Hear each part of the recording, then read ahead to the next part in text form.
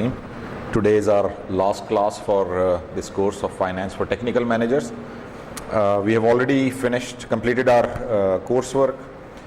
In the last class, last Saturday, we completed the course. Today I will be discussing about the paper, exam, final exam pattern, and the Viva. So the final exam as per date sheet is going to be held on the next Saturday. ठीक है, अगले 28th को हमारा final exam होगा और ग़ालिबन उसका time 12:30 से 2:30 है. 2 आवर्स फाइनल एग्ज़ाम जो है वो 2 आवर्स का एग्ज़ाम है. और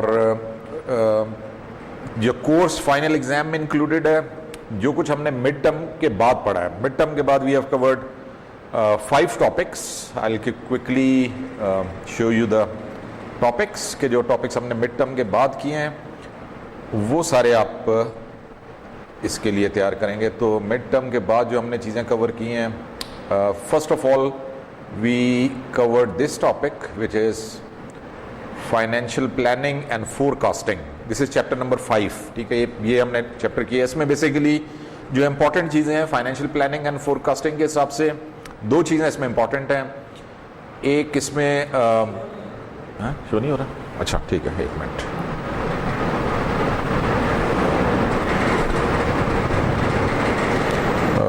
कैसे होता है जी कंट्रोल, ये कैसे होता है duplicate. Okay okay, let me start from the beginning. This is the first topic that we covered after the midterm exam. This is basically chapter number 5. If you remember कि जो पहला हमारा जो midterm exam हुआ था उसमें हमने पहले 4 टॉपिक्स उसमें इंक्लूड किए थे, तो वो 4 जो है अब फाइनल में इंक्लूड नहीं होंगे. फाइनल एग्जाम का जो कोर्स वर्क स्टार्ट होगा या सिलेबस स्टार्ट होगा वो यहाँ से है, financial planning and forecasting. Financial planning और फोरकास्टिंग में 2 चीज़ें आपने इम्पॉर्टेंट हैं जिनको आप फोकस कर सकते हैं. एक AFN, additional fund needed equation, कि किस तरह से हम requirement for additional funds calculate कर सकते हैं यूजिंग AFN इक्वेशन. और दूसरा इसमें फोरकास्टेड जो हमारी प्रोजेक्ट फोरकास्टेड या प्रोफॉर्मा इनकम स्टेटमेंट और बैलेंस शीट वो किस तरह से बनती है. तो बेसिकली ये 2 टॉपिक्स आप इसमें अच्छी तरह से तैयार कर लें. सो होपफुली फाइनल एग्ज़ाम के लिए आपको हेल्प करेंगे. थ्योरी का मुझे नहीं लगता इसमें से मैं कोई क्वेश्चन देने वाला हूँ. चैप्टर नंबर 5 में से 2 न्यूमेरिकल्स के टॉपिक्स हैं जो इम्पोर्टेंट हैं, उनको आप देख लें. अगला चैप्टर जो हमने किया था after the mid term exam, that is the capital budgeting. ठीक है जी, कैपिटल बजटिंग जो है ना, ये टॉपिक हमने किया था.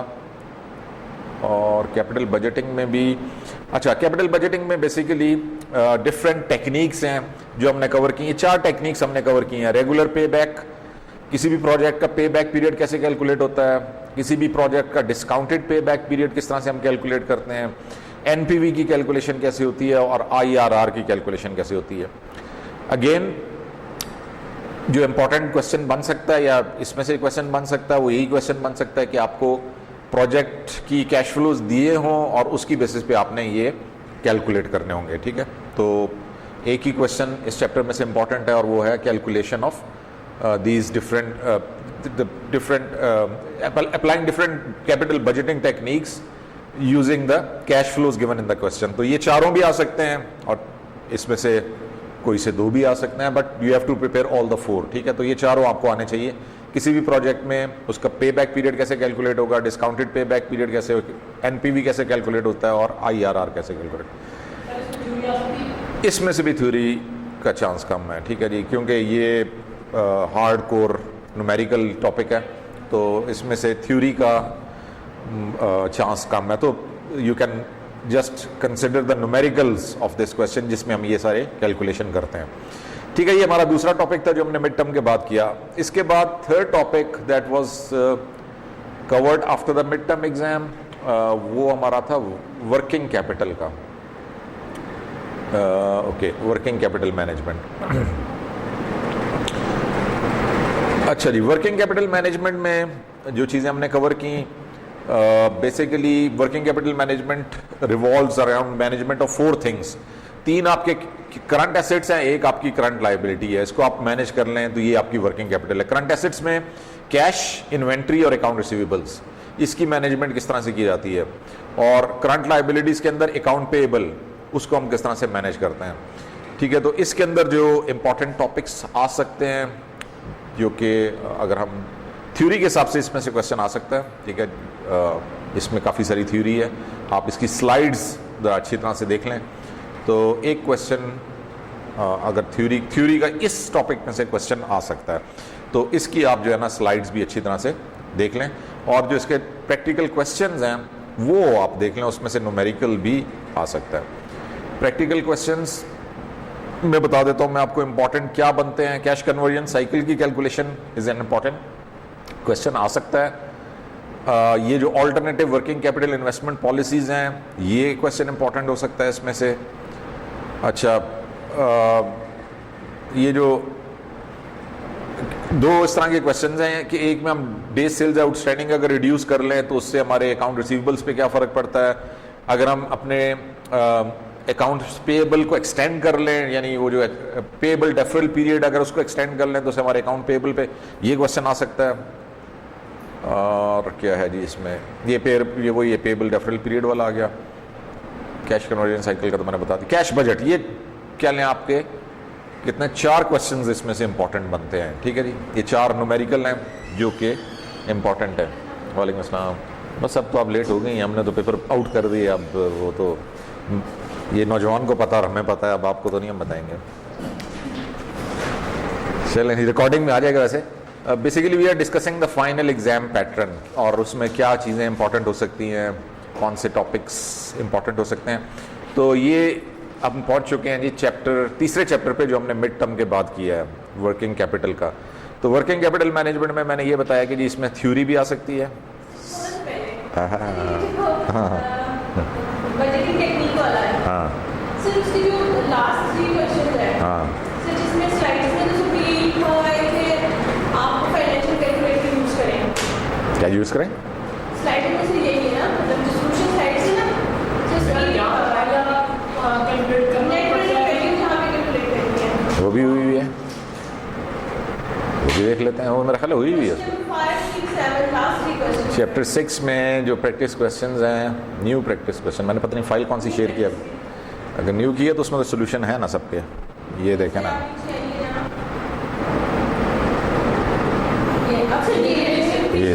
ये है ना, ये दिया हुआ ना सोल्यूशन, IRR। तो इस अब से जैसे जब हमने यहाँ पे वो कैलकुलेट करना है, तो इसमें ये दिया हुआ है कि आप फाइनेंशियल कैलकुलेटर लिखें तो आपके पास ये वैल्यूज आती है। नहीं, तो ये तो सिंपल है, NPV तो आप कैलकुलेट कर सकती हैं ना। सर एनपीवी कैलकुलेट कर सकती है, बट सर ये नहीं है, मतलब सर अगर बिल्कुल एग्जैक्टली यही वाला सवाल आ जाएगा तो sir it would be taken. ये तो कोई सर अगर आप हमें एनपीवी वैल्यू दे देते हैं और फिर हम IRR, नहीं ऐसा कुछ नहीं है। और ये क्वेश्चन इतना लंबा कैसे है, इसमें तो सारी 4 फिगर्स हैं, बल्कि 3 ही आपने कैलकुलेट करनी है। ये तो पॉइंट 0 पे 1, 2 और 3 की कैलकुलेशन है बस। ये वाला सर नहीं है। हाँ, तो बस अगले वाले को अगर देखें तो लंबा वाला नहीं है ना, मैंने जो दिया है वो इसी तरह का है कि जो जिसमें इतनी ज़्यादा कैलकुलेशन नहीं है। हाँ सर जिसमें IRR, वो तो एक में 8 साल का भी है ना, वो तो मैं नहीं दूंगा ना पेपर में 8 साल का। जिसमें ये है फार्मूलास हाँ। IRR, हाँ। तो सर इसमें अगर हमें एनपीवी की वैल्यूज गिवन हो, क्यों? क्योंकि उसका पार्ट यही है कि आपने NPV कैलकुलेट करना है, उसके भी मार्क्स हैं। देखिए, हाँ, लेकिन फ्री लेबर नहीं है ना, आपको आप जो काम करें उसके भी नंबर मिल रहे हैं आपको। अगर NPV कैलकुलेट पार्ट है उसका ये कि आपने NPV कैलकुलेट किया तो उसके भी 4-5 नंबर हैं। तो अगर वो मैं दे दूंगा तो नंबर गए ना आपके, आपका फायदा है, आप कैलकुलेट करें NPV, उसके भी नंबर हैं, वो आप कैलकुलेट कर लेंगी तो पार्ट B में आप ये कर लेंगे। लेकिन वो ये बात सही है कि वो क्वेश्चन लंबा नहीं होगा, यानी जैसे ये एक क्वेश्चन इसमें बहुत लंबा है, ये वाला इतना लंबा क्वेश्चन नहीं मैं देने वाला, ठीक है ना। अभी ये तो इसमें तो 7 ईयर्स पे जा रहा है, तो मैक्सिमम जो क्वेश्चन है जो मुझे लगता है मैंने बनाया उसमें 4 ईयर्स तक है, उससे आगे नहीं। एक और भी है 8 जिसमें 8 इयर्स है। हाँ, तो बस वो नहीं है ना, मैंने बता दिया ना आपको कि आपको तरीका आना चाहिए, बाकी डाटा कम होगा, डाटा इतना लंबा नहीं है। आप कैलकुलेशन के बाद भी काटते हैं तो गलत होगी तो नंबर कटेंगे ना, सही करेंगे तो। अच्छा जी, इसमें से मैंने बताया जी कि थ्योरी का क्वेश्चन के चांस कम है, नहीं आ सकता इसमें से न्यूमेरिकल ही आएगा, और इसी तरह का न्यूमेरिकल आएगा जैसे आपके सामने है। अलबत्ता डाटा कम होगा, इतने साल नहीं होंगे, क्योंकि ऑब्वियसली 5 क्वेश्चंस हैं तो आपने पांचों करने हैं, तो सर इसमें जो एनालिटिक क्वेश्चंस भी है ना, एनालिटिक बस यही है, ये एनालिटिक है बस। हाँ, तो उसमें तो ये वो तो एक लाइन का आंसर है कि अगर एनपीवी मेरा जिसका ज़्यादा है, मैं 2 प्रोजेक्ट दिए ए और बी, तो अगर प्रोजेक्ट बी का एनपीवी ज़्यादा तो मैं कहूँगा project B will be selected, बस एक लाइन का आंसर है, थ्योरी नहीं लिखनी उसमें, ठीक है ना। तो ये गुड एग्जाम्पल है कि इस तरह का क्वेश्चन होगा। तो ये एक चैप्टर, इसमें से ये क्वेश्चन बनता है। वर्किंग कैपिटल में से मैंने बताया थ्योरी तैयार करें, आ सकता है क्वेश्चन थ्योरी का उसमें से, क्योंकि उसकी थ्योरी काफ़ी ज़्यादा है। अच्छा सर इस वाला जो लास्ट ये वाला क्वेश्चन ये वाला किसका? जॉब करेंगे सर इसका मतलब हम जो मेथड था IIR का RIRR का, सर उसमें ये था कि आपके पास में जो 3 एनपीवी वैल्यूज है या फिर आपके पास ये जो डिस्काउंटेड की 2 वैल्यूज है उसका रिफ्रेश करा। सर इस पर्टिकुलर केस में एक ही दी हुई है, मतलब जो वैक है वो 80% है, एक ही होता है। तो सर हम फिर मतलब तो 18 पे जब आप कैलकुलेट करेंगे तो अगर आपका एनपीवी पॉजिटिव आ गया है तो अगला नेगेटिव निकालने के लिए आप उसका 28 यूज़ कर लें, 30% यूज़ कर लें, वो आपने एज्यूम करना ना।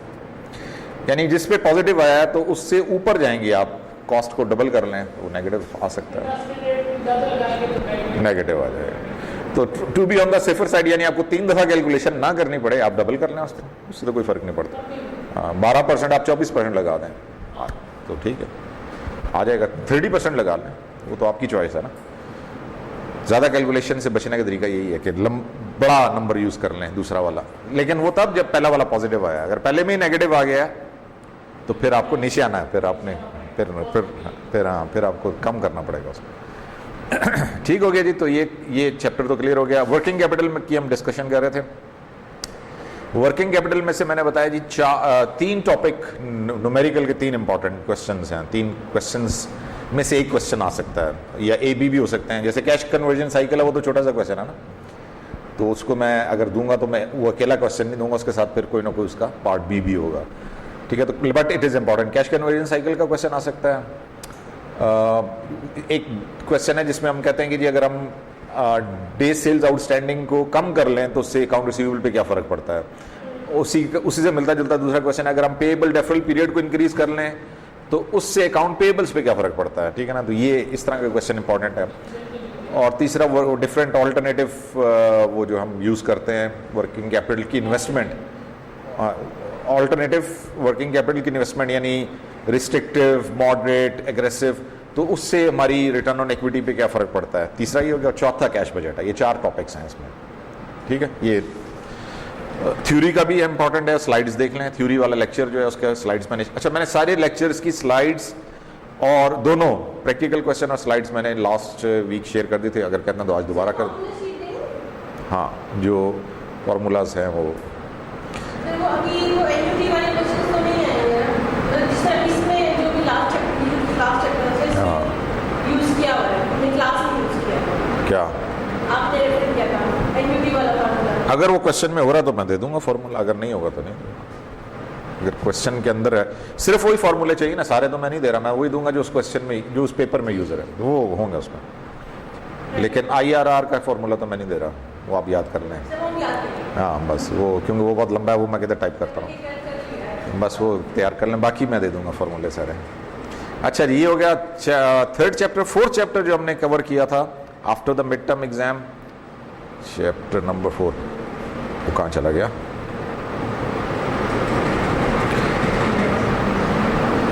चैप्टर ठीक है, capital structure. This is the 4th topic that we covered after the mid term exam. Capital structure की थ्योरी भी इंपॉर्टेंट है, ठीक है। इसमें स्लाइड्स को देखना पड़ेगा आपको। थ्योरी का क्वेश्चन इसमें से भी आ सकता है, कैपिटल स्ट्रक्चर एंड लीवरेज, इसमें काफ़ी थ्योरी है, ठीक है ना। तो ये आप इसमें से ये थ्योरी के क्वेश्चन ज़रा देख लें, एक दफ़ा ज़रा थ्योरी को गो थ्रू कर लें, आ सकता है। थ्योरी तो इसमें से ये थ्योरीज भी हैं इसकी, इनको भी देख लें। सिग्नलिंग थ्योरी क्या है, ट्रेड ऑफ थ्योरी क्या है, हमादा इक्वेशन क्या है, और ये जो शुरू में हमने बात की ऑपरेटिंग लीवरेज क्या है, बिजनेस रिस्क किस चीज़ को कहते हैं, बिजनेस रिस्क और फाइनेंशियल रिस्क में डिफरेंस क्या है, ठीक है ना। तो ये स्लाइड्स में ही आप देखें, सबके आंसर दिए हुए हैं। एक दफ़ा ज़रा इसको देख लें, इसमें से एक क्वेश्चन आ सकता है थ्योरी का। और न्यूमेरिकल भी इसके इम्पॉर्टेंट है, न्यूमेरिकल तो इसमें से एक न्यूमेरिकल आएगा। न्यूमेरिकल्स का भी डिस्कस कर लेते हैं जी, न्यूमेरिकल्स कौन से हैं इसमें इम्पॉर्टेंट।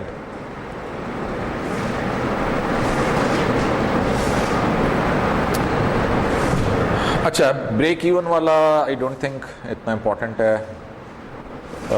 ये भी नहीं। हमारा इक्वेशन का क्वेश्चन देख लें कि उसमें हम किस तरह से कैलकुलेट करते हैं। लीवर्ड बीटा, हो सकता है मैंने लीवर्ड बीटा दिया हो तो फिर आप अनलीवर्ड बीटा कैलकुलेट कर लेंगे, अगर मैंने अनलीवर्ड बीटा की वैल्यू दी है तो फिर आप लीवर्ड बीटा उससे कैलकुलेट कर सकते हैं। ये जो फाइनेंशियल लीवरेज इफेक्ट्स हैं ये देख लें, ये इंपॉर्टेंट क्वेश्चन है, इसको भी आप तैयार कर लें। और क्या है जी इसमें से, operating leverage and break even, ठीक है, ये वाला क्वेश्चन देख लें, ये भी इंपॉर्टेंट है, क्वेश्चन 7। क्वेश्चन 8 फाइनेंशियल लीवरेज, ठीक है, ये भी देख लें। बस न्यूमेरिकल इसके इंपॉर्टेंट है ना, मैंने कहा इसमें से एक न्यूमेरिकल आएगा, तो ये 3-4 ही टॉपिक हुआ ना न्यूमेरिकल के भी, बस इनको देख लें। एक थ्योरी एक न्यूमेरिकल इसमें से, यानी ये चैप्टर कैपिटल स्ट्रक्चर वाला इंपॉर्टेंट हो गया। इसके बाद हमने ये 4th हमारा लास्ट टॉपिक जो हमने कवर किया वो डिविडेंड पॉलिसी का किया था।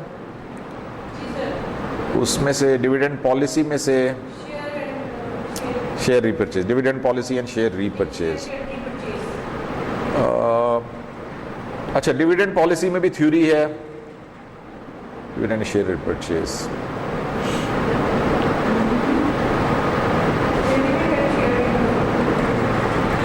ये है ना चैप्टर जो हमने लास्ट टॉपिक कवर किया। इसमें थ्योरीज हैं, सिग्नलिंग इफेक्ट क्या है, investor preferences of dividend, residual dividend model हमने किया, इंपॉर्टेंट है। डिविडेंड री इन्वेस्टमेंट प्लान्स किस तरह से हम चलाते हैं, स्टॉक डिविडेंड और स्टॉक स्प्लिट्स ये क्या चीज़ होते हैं। तो थ्योरी के ये क्वेश्चंस आ सकता है इसमें से, यही टॉपिक्स हैं इनमें से एक टॉपिक थ्योरी के हिसाब से। अगर इसके न्यूमेरिकल्स पे चले जाएं, practice questions, residual dividend model का आ सकता है क्वेश्चन, लेकिन अगर ये क्वेश्चन आएगा तो ये इसका पार्ट बी भी होगा। ये तो छोटा सा क्वेश्चन है ना, तो ये 3-4 नंबर का तो हो सकता है, 8 नंबर का नहीं हो सकता, ठीक है। स्टॉक स्प्लिट तो नहीं हो सकता। स्टॉक रीपरचेजेस का क्वेश्चन देख लें। Again if this question is there it will be part A और बी, अगेन ये भी फुल क्वेश्चन नहीं है, ये भी उसका पार्ट हो सकता है। स्टॉक स्प्लिट तो बहुत छोटा सा क्वेश्चन है। एक्सटर्नल फाइनेंसिंग नीडेड वही है, इसमें हमने रेजिडुअल डिविडेंड मॉडल ही लगाया हुआ है, तो बेसिकली वही क्वेश्चन है ये भी। अच्छा, ये जो ऑल्टरनेटिव पॉलिसीज वाले क्वेश्चन हैं इनको अच्छी तरह तैयार कर लें, ये भी इंपॉर्टेंट क्वेश्चन हैं, ठीक है ना। ये जैसे क्वेश्चन 6 है, इसमें हमने डिफरेंट पॉलिसीज या डिफरेंट ऑप्शंस डिविडेंड कैलकुलेट किया, तो वो देख सकते हैं आपके, ये क्वेश्चन इंपॉर्टेंट हो सकता है। 6 और 7 दोनों, ये 6 और 7 दोनों इसी तरह ना, इसमें ऑल्टरनेटिव पॉलिसीज लगी हुई हैं कि जी अगर डिविडेंड ये पॉलिसी अडॉप्ट करें तो डिविडेंड क्या आएगा, अगर ये पॉलिसी अडॉप्ट करें तो डिविडेंड कितना आएगा। बस ये इतना सा कोर्स है। तो ये टोटल ये जो है ना कोर्स, ये है जो हमने कवर करना है as far as the final exam is concern. 5 topic हैं, 5 ही क्वेश्चंस हैं, और हर क्वेश्चन जो 8 मार्क्स का है, ठीक है। तो एक क्वेश्चन थ्योरी का, उसके पार्ट ए और बी है, यानी 4-4 नंबर के। तो अगर 4 नंबर का क्वेश्चन है तो उसका answer ideally should not be more than half page, या 1 पेज से तो ज़्यादा कभी भी नहीं होना चाहिए। If you are writing more than that फिर आप पेपर पूरा नहीं कर सकेंगे। 4 नंबर है ना, 4 नंबर आधे सफ़े का क्वेश्चन बहुत है, बस उसका आंसर। थ्योरी है, थ्योरी की बात कर रहा हूँ, उसमें कौन से स्टेप्स हैं, थ्योरी की बात कर रहा हूँ। नहीं, वो तो पूरे करने हैं ना, वो तो उसी हिसाब से दिए हुए हैं। स्टेप छोड़ेंगे तो क्वेश्चन कैसे पूरा होगा, आंसर ही नहीं आएगा ना उसमें। कर दिए, बता दिए। अब आप इस लेक्चर की रिकॉर्डिंग आराम से देखें तो समझ आ जाएगी। अच्छा जी, इसमें अब पेपर का पैटर्न हम डिस्कस कर रहे हैं कि फाइनल एग्जाम जो है वो अगले सैटरडे को है, 2 आवर्स एग्जाम है, 40 मार्क्स का पेपर होगा। देयर विल बी 5 क्वेश्चंस, ठीक है। मैंने पेपर बना लिया है इसलिए आपके साथ डिटेल शेयर कर रहा हूँ। क्वेश्चन नंबर 1 जो है थ्योरी का क्वेश्चन है। 8 नंबर का है, उसमें 2 पार्ट्स हैं, पार्ट ए और बी। थ्योरी का क्वेश्चन यानी पार्ट ए और बी का मतलब दोनों 4-4 नंबर के क्वेश्चन हैं। अच्छा चलो और बता देता हूँ, पहला जो 4 नंबर है वो डेफिनेशन हैं। तो डेफिनेशन तो 2 लाइनों से 3 लाइनों से ज़्यादा नहीं होती ना, उसमें आपने एग्जाम्पल या उसको एक्सप्लेन नहीं करना। डिफाइन जब लिखा हो तो बस डिफाइन ही करना है कि जी डिफाइन क्या, ये डिफाइन हमारा इक्वेशन मिसाल के तौर पे, तो डेफिनेशन ही लिखना। ये किसी से भी हो सकता है, डेफिनेशन तो कहीं से भी आ सकती है। तो 4 डेफिनेशन है 4 नंबर की, ठीक है। तो एक लाइन तो खैर कम है, 2-3 लाइन से ऊपर नहीं है इसका आंसर। अगर आप ज़्यादा लिख रहे हैं फिर आप वो जो कंप्लेंट करते हैं ना जी पेपर हमसे नहीं हुआ, वो इसलिए होता है कि आप टाइम प्रॉपरली डिवाइड नहीं करते हैं। जाहिर है इसमें डिफाइन का मकसद ये है कि आपने डेफिनेशन लिखनी है, बस खत्म, आगे कहानी नहीं है उसकी कोई। जो पार्ट बी है ना उसमें थोड़ा सा लिखना है, लेकिन वो लिखना जो है हाफ पेज से ज़्यादा नहीं है, वो भी 4 नंबर का ही क्वेश्चन है, ठीक है जी। तो आपको ideally you should not spend more than 15 to 20 minutes on this question. इससे ज़्यादा टाइम लगा रहे हैं तो फिर आपका पेपर नहीं होगा, क्योंकि 5 क्वेश्चन करने हैं ना आपने। तो ये क्वेश्चन आप चाहे तो पहले कर लें, अगर आता है तो वेल एंड गुड, पहले ही कर लें, सबसे पहले इसको खड़का दें, ख़त्म कर लें। नहीं आता तो फिर ना इसमें हाथ डालें, फिर इसको आखिर में रखें, टाइम मिल गया तो कर लेंगे, नहीं मिला तो बाकी जो आते हैं उनको करें ना। 4 न्यूमेरिकल्स हैं, ठीक है। हर न्यूमेरिकल जो है वो 8 मार्क्स का है। उसमें मैंने बताया जो न्यूमेरिकल लंबे वाले न्यूमेरिकल्स हैं, ठीक है, जैसे अभी मैंने वो डिविडेंड पॉलिसी की अल्टरनेटिव पॉलिसीज़ हैं, वो तो लंबा न्यूमेरिकल। अगर उस तरह का कोई क्वेश्चन होगा वो एक ही क्वेश्चन है बस, उसका कोई पार्ट ए भी नहीं है, वो वही क्वेश्चन है, उसको सॉल्व करना। लेकिन अगर मैं कहता हूँ जी कैश कन्वर्जन साइकिल है और फिर उसके साथ रेजिडुअल डिविडेंड मॉडल है, तो वो ए और बी फिर होगा ना मेरा। एक वो कैश कन्वर्जन साइकिल तो 4 लाइनों का आंसर है, वो 8 नंबर का तो नहीं हो सकता। तो अगर छोटा सा कोई क्वेश्चन है तो फिर उसके हमने पार्ट बनाए हैं, उसमें ए और बी पार्ट है। लेकिन अगर क्वेश्चन लंबा है तो उसका एक ही, उसमें कोई पार्ट ए और बी नहीं है। लेकिन 4 न्यूमेरिकल हैं, उसमें थ्योरी कोई नहीं है, और एक ही थ्योरी है। पहला क्वेश्चन जो थ्योरी है उसमें भी पार्ट ए डेफिनेशंस हैं, 4 डेफिनेशंस हैं, और पार्ट बी में एक छोटा सा क्वेश्चन है जिसको आपने आंसर करना है। तो टाइम को मैनेज करना दैट इज़ एन आर्ट, ठीक है जी। वो मैंने बता दिया कि हर क्वेश्चन अगर आप देखें आइडियली 5 क्वेश्चन और 2 घंटे कितने बनते हैं, डिवाइड कर लें, कितने बनते हैं जी 25 मिनट, तकरीबन 25 से 30 मिनट में एक क्वेश्चन होना चाहिए आपका। तो don't waste too much time on one question. वैसे तो इस दफ़ा होना नहीं चाहिए, इसलिए कि इसमें कोई बैलेंसिंग वाला क्वेश्चन तो है नहीं, यानी आपको ये वो नहीं होगा कि जी ये बैलेंस नहीं हो रहा, क्यों नहीं हो रहा, नहीं हो रहा। अब जो आंसर आएगा वो आपको पता तो नहीं होगा ठीक है या गलत है, तो बस जो आंसर आ गया ध्यान छूट गई। तो इसलिए ज़्यादा टाइम नहीं लगाने वाले क्वेश्चंस, वो जिसमें बैलेंसिंग होना, जिसमें आदमी को पता लगता है कि यार ठीक हुआ या गलत, तो उसमें बंदा ज़्यादा टाइम लगाता है। तो इसमें तो हाँ हाँ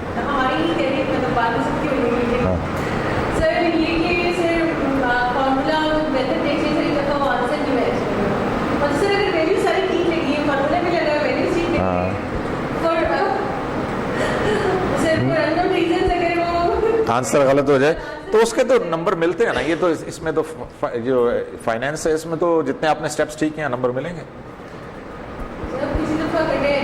नहीं सारे नहीं कटते ना, नहीं फिर इसका मतलब ऊपर भी गलत है ना। सारे नंबर कटने की एक ही रीज़न हो सकती है कि अगर आपने उसको अटेम्प्ट,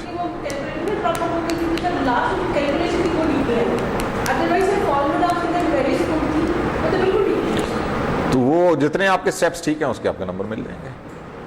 आंसर अगर गलत हो जाता है तो अगर सारे स्टेप्स ठीक हैं, एनपीवी में आपने कैलकुलेशंस ठीक की हुई, आखिर में आपने वो जो इनफ्लोज आउटफ्लोज वाला माइनस करना है, वो मिसाल के तौर पे माइनस नहीं किया, एक स्टेप रह गया तो एक नंबर कटना चाहिए उसका, सारे नंबर तो नहीं कट नहीं, वो स्टेप गलत हो गया ना, उसकी वजह से आंसर गलत हो गया। यानी वो आपने माइनस किया आंसर गलत आएगा ना, या माइनस करना था आपने प्लस कर दिया तो एक नंबर कट जाएगा। बाकी अगर आपने स्टेप्स ठीक किए हुए तो नंबर मिल जाएंगे। अच्छा जी, अब आ जाए जी डीएल स्टूडेंट्स के लिए स्पेशली जो पैकेज है वही है कि इनका एक वाइवा भी है, ठीक है, जो कि रेगुलर स्टूडेंट्स का नहीं है। रेगुलर स्टूडेंट्स तो भी क्विज़ देंगे ना, मैं लाया हूँ क्विज़ बना के आज। तो जो डीएल स्टूडेंट्स हैं वो अपना वाइवा देंगे। उस वाइवा का हमने डेट फिक्स की है ट्यूसडे को बन रही है जी 24th है जी। 24th मई को शाम को 6 से 7:30 के दरमियान वाइवा होगा। तो वही it will B through zoom के थ्रू होगा। उसमें आपकी रिकॉर्डिंग भी होगी और आपके क्वेश्चन आंसर उसमें तो हर स्टूडेंट ने इंडिविजुअली हर स्टूडेंट से जो क्वेश्चन किए जाएंगे और उसके जो आंसर्स हैं वो रिकॉर्ड भी होंगे और उसके मार्क्स भी उसी जो आंसर ठीक है उसके मार्क्स होंगे, जो गलत है उसके नंबर कट जाएंगे। तो 10 मार्क्स का ये आपका वाइवा है, जो कि अगेन इट इज़ कंपलसरी। अगर आपको हमने अनाउंस कर दिया है, स्केड्यूल बता दिया है, तो अब आप जिस तरह से पेपर के लिए आपने अपना टाइम खुद मैनेज करना होता है, छुट्टी लेनी है, जो भी करना है, तो टाइम भी आपको बता दिया, डेट भी बता दिया, तो ट्राई नॉट टू मिस, क्योंकि फिर हमारे पास अभी वो कुछ मिड वाले भी रहते हैं जिन लोगों ने वाइवे मिस किए थे, तो उनका भी हम देख लेंगे। लेकिन ये फाइनल वाला अगर आप वाइवा मिस करते हैं तो फिर हमारे पास अनफॉर्चुनेटली टाइम नहीं होगा कि जी हम दोबारा से वाइवा अरेंज कर सकें, क्योंकि यूनिवर्सिटी की पॉलिसी ये है कि फाइनल एग्ज़ाम के विदिन 72 आवर्स रिज़ल्ट हमने सबमिट करवाना होता है। ठीक है, तो एक दफ़ा रिज़ल्ट सबमिट हो गया तो फिर आपका वाइवा जो है उसके मार्क्स चले जाएंगे। तो इसलिए कोशिश करें कि जो 24 मई 6 to 7:30 अपने कामों को अपने अच्छा नेट की कनेक्टिविटी के लिए अपना मोबाइल पैकेज भी रेडी रखें। लाइट चली जाती है आजकल, मसला है लाइट का, तो मोबाइल के थ्रू भी आप उसको यूज़ कर सकते हैं। जूम आप मोबाइल के थ्रू भी कनेक्ट हो सकते हैं, ताकि अगर खुद नाश्ता लाइट चली गई है तो आप मोबाइल के थ्रू अपना वाइवा कंप्लीट कर सकें।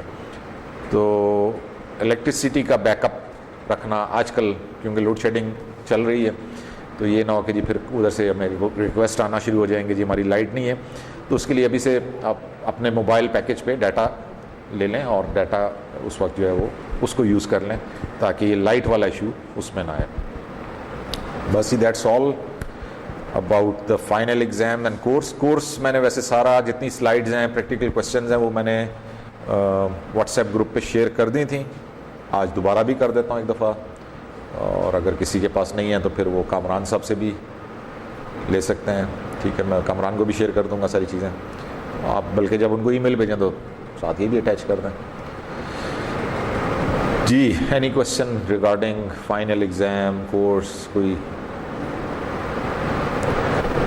सर एक रिक्वेस्ट है। हाँ अभी हाँ सर कोई इसमें जो सर ये डिस्कस किया था आपसे हाँ 5, 6, 7 मतलब सर वो नाम वो हमसे चेंज कर देगा। क्या? नहीं, 5 और 6 है ना? हाँ, क्यों 6 बीच में छोड़ गए? स्किप भी नहीं करें? चलो 5 नंबर तो आ जाएंगे ना, एक सवाल 5 नंबर का, खैर है, चलें कर लें। हो सकता है दूसरा भी कुछ कर ही लेंगे, एनपीवी तो निकाल ही लेंगे, पे बैक भी निकाल लेंगे, IRR रह गया तो कोई बात नहीं। 10-15 मिनट कर लें, रिव्यू देख लें उसको। हाँ कर लें, अभी इजाज़त है, अभी कर लें। पेपर में इजाज़त नहीं है, अभी इजाज़त है। ठीक है जी, कामरान, और तो आज का हमारा लेक्चर तो हमारे कंप्लीट।